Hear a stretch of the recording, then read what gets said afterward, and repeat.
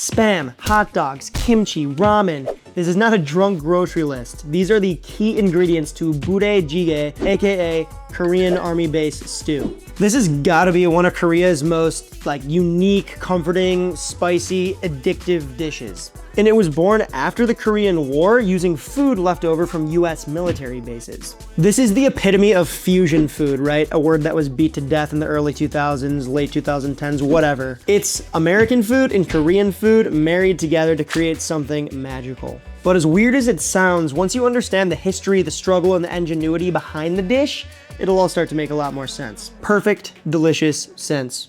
I grew up around a lot of Korean food. My stepmom's half Korean, my grandma is full-on Korean from Busan. So Korean food was always in the house. You know, we had a huge vat of kimchi in the garage fridge sitting there like it paid rent. When you'd open that thing to get a Propel, whoo, stank face right off the jump. I still remember it. It's actually kind of nostalgic, which is insane. Compared to the other food that I ate growing up, Korean food was loud, super spicy, unapologetic, comforting as heck, and meant to be shared, which is one of my favorite ways to eat. It's one of the reasons why Korean food is one of my favorite cuisines of all time, and why this stew kind of fits perfectly into that world. The Korean War lasted from 1950 to 1953, and the entire country was devastated. Cities destroyed, food scarce, people just trying to survive. But some things that were still standing were US military bases scattered around the country, and inside those bases were canned foods, like Spam, hot dogs, beans, processed cheese. And Koreans living near these bases gained access to these foods through proximity, surplus, and sort of an informal exchange. And instead of eating all these ingredients plain on their own, they added their own Korean flair and made a dank stew out of the whole thing. Kimchi, gochujang, garlic, gochugaru, whatever vegetables they could find. It all went in the pan pot. At first, this was just survival food eaten by poor, hungry, and resourceful people that were just down on their luck. It wasn't trendy, it was necessary. But over time, Budae Jjigae changed as Korea changed. What started as a stew sold out of stalls near burnt out buildings eventually made its way into homes and restaurants. Ingredients became easier to buy, they became better quality, ramen noodles got added, the broth was dialed in, and as Korea modernized and urbanized, Budae Jjigae followed suit, eventually landing in the neon-lit bars of Seoul, bubbling away in the middle of the table as people sip soju, laugh too loud, and order extra noodles. At least I do. It went from survival food to kind of like fashionable social comfort food. Same dish, completely different context. This isn't some dusty, outdated dish the way aspic might feel in the US. Budae Jjigae started as hardship food, but it never became irrelevant. Especially when it's cold out, this dish is still something that people crave. At least I know I do. And when the snow's coming down outside and it's 7 degrees out, it's nice to get together with friends and family, shoulder to shoulder, sharing drinks, laughing, stories, big bubbling cauldron on the table. It's nice. This dish is truly a symbol of South Korea's grit. So what do you say I shut up and we make it? All right, so any good soup or stew starts with good stock or broth. In our case, we're gonna make a Korean anchovy broth called Yuksu. Now keep in mind, I don't speak a lick of Korean, except for like the basic stuff. So I'm a big fat idiot, but I'm gonna do my best for, to pronounce all this stuff correctly. Now, some of these ingredients might be hard to find if you don't live near a Korean or Asian market. I'll do my best to kind of list ingredients and links for you below if you wanna purchase some of these things online to make this yourself. First thing that's kind of interesting that might not be as common, Korean anchovies. Anchovy broth needs anchovies, right? These are dried anchovies. They're medium-sized anchovies. If you go to the Korean market and it's a well-stocked one, they're gonna have so many different types of dried seafood that people, use in various different ways. One of those ways is to make broth or stock. Ginger, garlic, you know those. Over here, we got two other ingredients, scallions and yellow onion. But then we have this here, which are dried shiitakes. These are great because they bring like a super depth of umami to the broth. They look scary, they look poisonous, they might even look like they're delicious in soup. And when you're done, you can kind of cut them up and they have this interesting kind of chewy texture to them once they're cooked. You can use them in side dishes, you can throw them in your soup, whatever. Then the star of the show, dashi ma. This is dried seaweed, dried kelp. If you're familiar with Japanese cuisine, dashi, which is like, the fundamental broth in Japanese cooking, this is pretty much like Korean kombu, right? So this adds texture and again, umami to the soup. Of course, flavor as well, right? This is what kind of gives it that oceanic, but like super palate coating, savory, I'm gonna stop while I'm ahead taste. This comes together a lot quicker than a regular chicken or a veal stock than you might be used to making or have made in the past. We're going medium-high heat, pan pot, saucier. I'm gonna pour in all of our liquid and the seaweed. Oh man, is this gonna fit? Oh man, And now we're just gonna bring that to a simmer. I soaked this seaweed overnight, which I think kind of gives like a more flavorful broth, but you can totally skip this step and just add it straight into the broth if you're in a pinch or just wanna make this straight away. So you can kind of see like the bubbles building up. This broth is starting to get real hot to the touch. It's about to start simmering. This next step is really important. You do not want to bring this to a boil. Right when this thing's about to almost start simmering, we need to remove the seaweed. Otherwise, the soup can get really like goopy and have a weird texture. A little bitter too. You can actually hold on to these and, you know, chop it up, make a side dish. Look at that color though. Smells like the ocean. Now that all that dark seaweed's removed, you can really start to see this color. It's this beautiful kind of like greenish copper. We're gonna bring this back to a simmer and add the rest of our ingredients. That's our scallion. It's just about 3 scallions, just kind of cut up. Yellow onion. Oh, we're pushing it, we're pushing it. The dried shiitakes, garlic, ginger, and our dried anchovies. Oh man, we are to the tippy right now. Just gonna kind of press this down, make sure everything's nice and soaked in. Light simmer, 1 hour, then we'll strain and be done. This can actually be made a lot faster by using instant dashi. My favorite brand is Handashi. I'll leave a picture for you here. Again, you can get it online, Asian markets, but it's essentially just like an instant dashi mix, kind of like a bouillon cube for dashi, or in our case, Yuksu. It works just great, fantastically, just amazingly. All right, this goes onto the back burner. Don't get fish juice on floor. Wife will get mad. Oh. Holy poly fish heads. Light simmer, 1 hour. So our stew needs a flavor or a sauce paste. This is gonna be the concentrating flavor element of the stew that we're gonna dollop in the center. You're probably familiar with mostly everything on this board. I'm sure you know what garlic is. I know you know what sugar is, soy sauce, rice wine vinegar. These 3 things you might also know, but maybe not. Let's talk about them. This is gochugaru, AKA Korean chili flake. Floral, almost fruity, used to make kimchi and a bunch of other things, including gochujang. This is a very, very important ingredient in the Korean cuisine, in the Korean cuisine canon. Even if you're not gonna make this, I recommend picking this up and cooking with it. It's stellar. Now, let's talk about these. These are what are considered to be jang in Korean cuisine, right? AKA paste. Korean food and cooking would not be the same without jang. Now, there could be a whole episode about jang. There could be a movie about jang, a mini series. I literally have a book called Jang. This is doenjang, this is gochujang. You combine them together and you have samjang. We're gonna use both of these in our pastes to kind of, you know, as the body for said paste. This is made with these Korean red chili flakes, and this is made with soybeans and fermenting them. And you can actually see there's a picture here, but you like hang these blocks called mekju, is it called? I forgot, but you hang these blocks of soy and they ferment, and there's a whole process in these big, actually I have a mini one right here, these big pots, these clay pots. Can you see that? Yeah, this is a mini version there. I'm getting ahead of myself. Flavorful pastes that make our paste flavorful. Okay, I think we gotta start cooking. All we gotta do is mix this stuff in a bowl. We're gonna go on with some doenjang. I hope this doesn't piss anyone off, but to me, this is kind of like Korean miso. And then of course, gochujang, the red glory of Korea. A little more there, okay. Soy sauce, make sure to get that all over your cutting board. Rice wine vinegar, sugar, gochugaru, and a lot of roughly chopped garlic.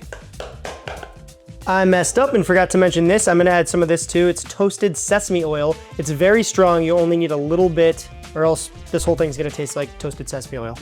Fantastic. Now we're just gonna whiskey poo this together. Oh yeah. And we didn't add any salt to this, remember, because we added that soy sauce, which is plenty salty, along with our pastes. Again, pretty salty. Lots of salt in these ingredients. Cool, that's done. Is it a sauce? Is it a paste? You tell me.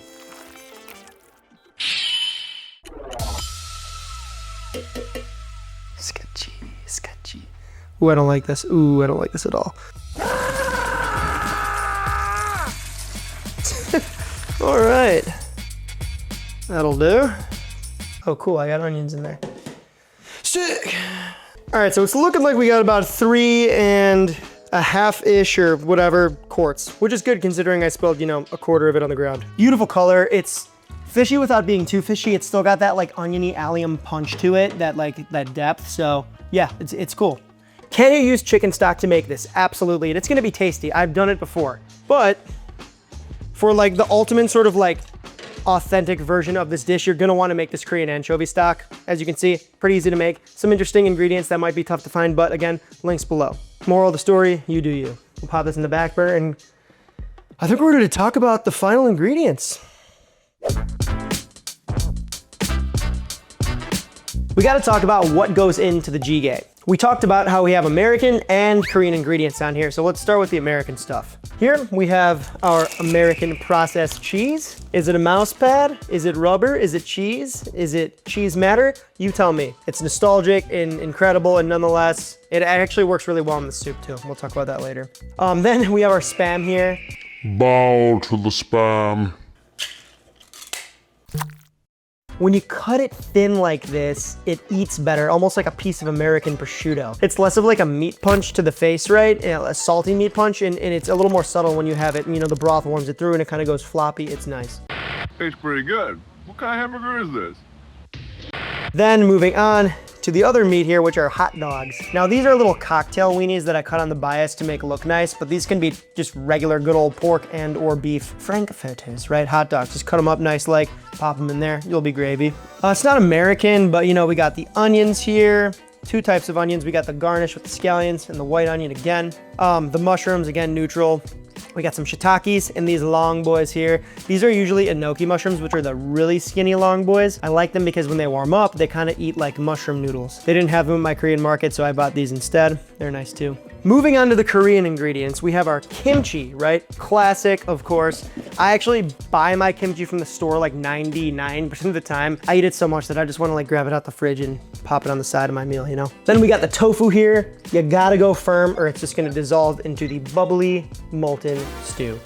Of course, we have our instant ramen noodles here. Like, you know, just classic run-of-the-mill, good old packaged ramen. My favorite packaged ramen is Shin Ramyun. Of all of the packages, both from Japan and Korea, that's my favorite. Probably because it's what I grew up with and what I had in the house, but again, this is a fun combo. What's your favorite packaged ramen? Let me know in the comments. Last but not least, the rice cakes, right? Tok. Now, rice cakes in Korea come in all different shapes and sizes, quite literally. These ones are the coins. I've tried the regular ones, the tubular shaped ones for tteokbokki, but these little coins, it just kind of adds another fun shape and out of the crushability, the ability to easily eat these. I prefer it. All right. Just went Scottish there for a second. Okay, I'm getting tired, so let's make some stew.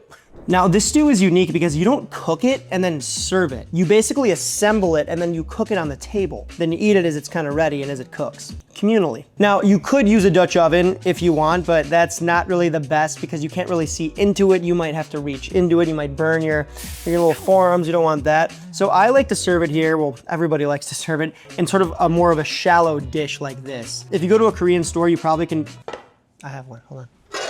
You can buy stuff like this, right? Now I'm not using this today because it's just a little small and I wanna make a nice grandiose stew here. So we're using this bigger boy, but you get the idea. Handles make it easier to take on and off. It's shallow so you can see into it. This isn't like a big, you know, cauldron per se. It's you want something like this.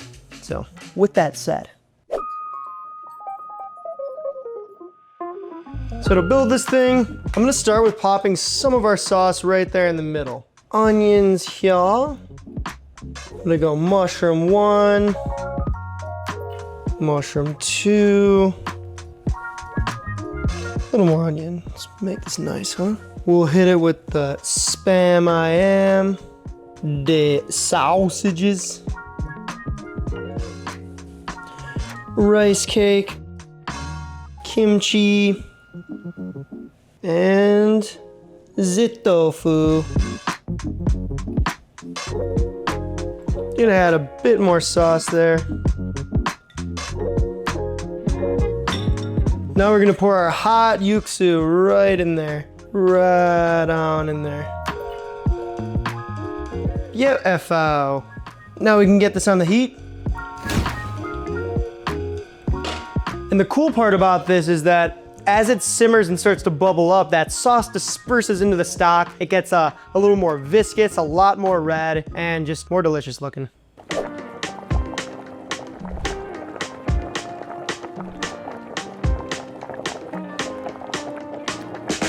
So once this thing is really starting to kind of like aggressively boil, you can kind of lower the heat to a bit of a simmer here and place its crown on its head.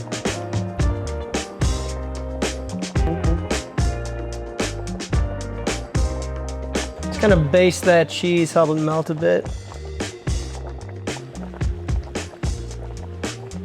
All right, let's talk about how to serve this. This really must be served with rice. So here I just got some nice white rice that I made. It's been chilling. It's a nice landing spot for the jjigae itself. If I was serving this at home with friends, I would serve it like they do at the restaurants. Get yourself a portable burner, and if you don't have one, that's fine. Bring it to a ripping boil on your stove. Put a little sheet tray or something to kind of like, why can I trivet down on the table. Just pop it on there and have at it. It'll stay hot for a long time. But part of the fun is that it stays bubbling into the table. It's this kind of like communal pot of stuff. You take what you want, you pop it in on your rice, whether that be some broth, toppings, all of the above, and you just kind of munch it, right? It's kind of depressing. I'm talking about community and eating this as a group and having fun, but I'm here by myself in my kitchen at 3:17 in the afternoon with no one to eat this with. Ooh, not days today. Oh. We might be in luck. You guys, I've managed to acquire a friend to help us enjoy this here stew. My waifu, Jarsis Barbus Candy. Come on in, Jarsis. All right, so we got our bubbly here. You get the pink bunnies, I get the blue ducks. Ladle, very important. Long boy spoons, our favorite spoons. So when you generally munch this, what do you like to start with here? I mean the noodles. I always want noodles, but... Hit it. I'm going spam. Nude. Oh my god, I'm getting greedy. You know what? I think I'm gonna do a little bit of the sauce, that bubbly as well. Why not? Hydrate the rice a bit. The cheese. It like sticks to the noodles and it clings on almost like a sauce. Literally turns into like a cheese sauce in the stew. Yeah. Kind of like Korean carbonara. I love it. Korean carbonara. She's going for a rice cake next. Those are so good. I love the little like discs. Little dough. This is quickly turning into a mukbang. We just lost 500 subscribers. Thanks for eating this with me, babe. Thanks for having me. It was almost the saddest thing I'd done in a long time, just eat army stew by myself. Do you have a favorite part of the stew? Probably all the noodles and the rice cakes. I love when like the spam goes limp. We got the mushroom noodles here. Tofu. Oh, I want some dogs. How cute are these little cocktail weenies? My spam literally has a mustache, dude. Sick. That's good luck. I think we're gonna spend the next 25 minutes doing this exact thing here, so why don't you wave bye to the camera? Say bye, guys. Thank you, Barb.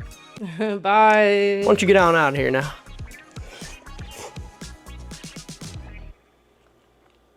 Thanks for watching until the end, guys. If you liked the video, like the vid, sub to the channel if you're new to the channel. Best way to support is the Patreon, aka the grocery fund. Come say what's good in Discord. We're cooling and chatting, talking about a whole load of stuff, including food, cooking, and everything in between. Do you have a favorite Korean dish? If you do, let me know in the comments. Maybe we'll do a deep dive and try to make it on the channel. I love Korean food, Korean cooking, Korean culture, always have. So yeah, let me know what you think. That is all I got for you guys. So until next we meet. 안녕. 안녕.